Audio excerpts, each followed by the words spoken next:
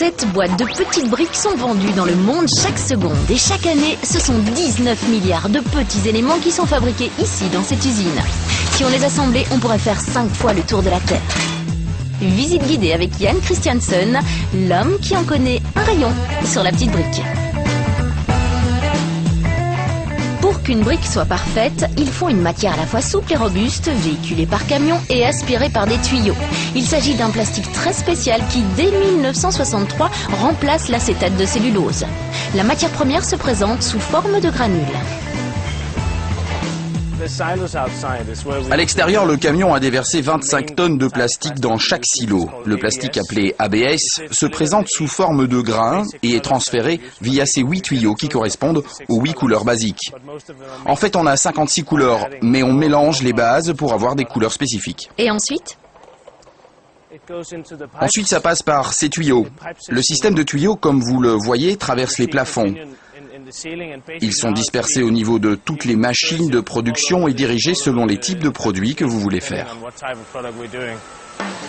Une fois aspirés dans l'une des 770 machines à mouler, les granules sont fondus à une température de 232 degrés, de sorte que la matière ressemble alors à une pâte de dentifrice.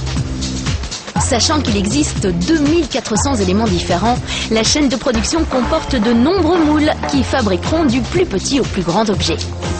Les moules sont en métal très lourd et exercent une pression de 25 à 150 tonnes selon le modèle.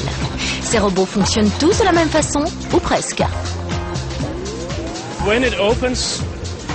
Dans le cas de cette machine, il existe des déchets. Ce sont les attaches entre les éléments quand ce n'est pas un moule à briques.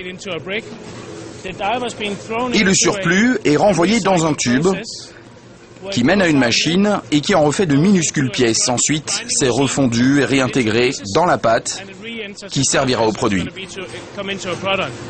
Résultat, très peu de déchets puisqu'il existe un système de recyclage. Cependant, il y a un faible pourcentage de plastique perdu lorsqu'on nettoie les machines pour changer la couleur par exemple.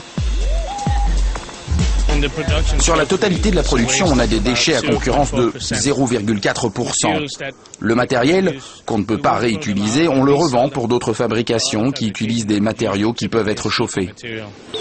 Mais revenons à nos briques, ou nos têtes, c'est ce nom. Après avoir été frappées, elles sont refroidies sur un tapis, pour ensuite tomber dans des bacs. Ici, tout est automatisé. 2 ou 3 personnes sur toute l'usine de moulage s'occupent de la maintenance. Pour le reste, c'est un robot programmé qui se charge de tout.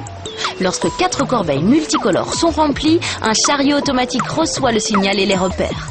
Il les emmène vers des tapis roulants pour un long voyage.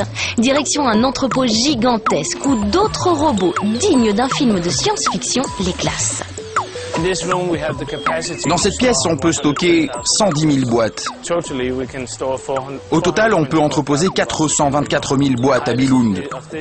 Le bras mécanique peut aller chercher des corbeilles stockées jusqu'à 22 mètres de haut. Et il y a 4 robots. Ces robots, qui fonctionnent à l'allure de 9 km/h, ont 2 fonctions. Ils entreposent les boîtes et ils en récupèrent d'autres destinées à l'exportation. Ces machines agissent sur commande, repèrent la bonne boîte grâce aux étiquettes. Elles scannent le code barre et connaissent le type d'élément renfermé dans la corbeille. Par ailleurs, la couleur de la boîte a également son importance. La couleur de la boîte correspond uniquement à la taille des éléments. Si les éléments sont petits mais fort lourds, c'est une petite boîte verte qui ne peut pas peser plus de 20 kg. Puis il y a des éléments comme des pneus qui sont plus volumineux mais plus légers. Ils seront alors stockés dans des boîtes jaunes plus grandes mais dont le poids est aussi de 20 kg. Et c'est parti pour les différentes usines d'assemblage au Mexique, en Pologne ou encore en République tchèque. Tout ce que vous voyez ici va être entreposé sur des camions. Chaque conteneur sera transporté par bateau vers Mexico ou vers Hambourg, puis par train partout en Europe.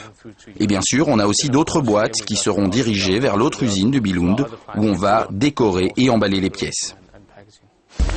Et nous y voilà, c'est ici que les milliers d'éléments vont donc être assemblés. Un travail minutieux, surtout lorsqu'il s'agit de minuscules pièces comme les petites mains.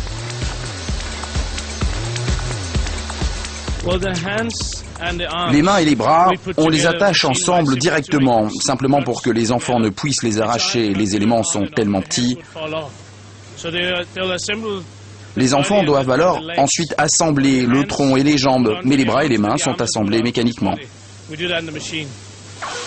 Les figurines, telles qu'on les connaît aujourd'hui, hautes de 4 cm avec bras et jambes mobiles, apparaissent en 1978.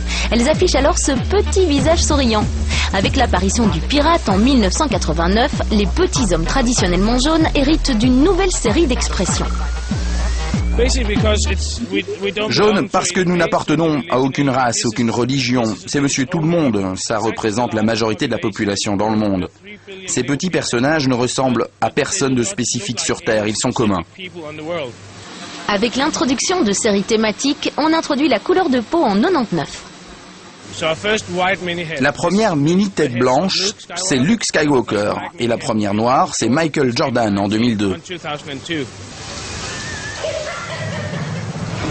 Et les expressions se déclinent à l'infini. Rien de plus simple, elles sont tamponnées sur la tête. Les décorations de vêtements aussi sont faites à l'aide de cachets automatiques et vérifiées par l'œil d'un expert. Et pendant que nos bonshommes font bonne figure, les briques ou autres petites pièces vont être assemblées pour la confection des boîtes. Tout d'abord, les différentes pièces sélectionnées arrivent dans une machine qui les réunit. Mais attention, si tout semble automatisé, il n'empêche que la touche humaine reste importante, car le robot peut parfois se tromper. Cette dame vérifie les paquets préemballés.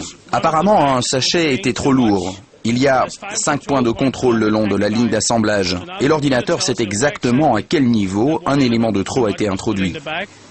Maintenant, elle vérifie tout le contenu pour repérer l'intrus, elle l'enlève et réintroduit l'ensemble modifié dans la ligne de production. Lorsque tous les petits paquets bourrés de pièces sont scellés, on les rassemble dans une même boîte sans avoir oublié au préalable d'y glisser le mode d'emploi pour pouvoir construire plus facilement un navire ou un vaisseau. Dernière vérification de routine, histoire que Saint-Nicolas ne soit pas victime de réclamations à cause de mauvaises surprises, avant d'emballer et d'envoyer aux 4 coins du monde. Car avec toutes ces pièces, il y a vraiment de quoi perdre la tête.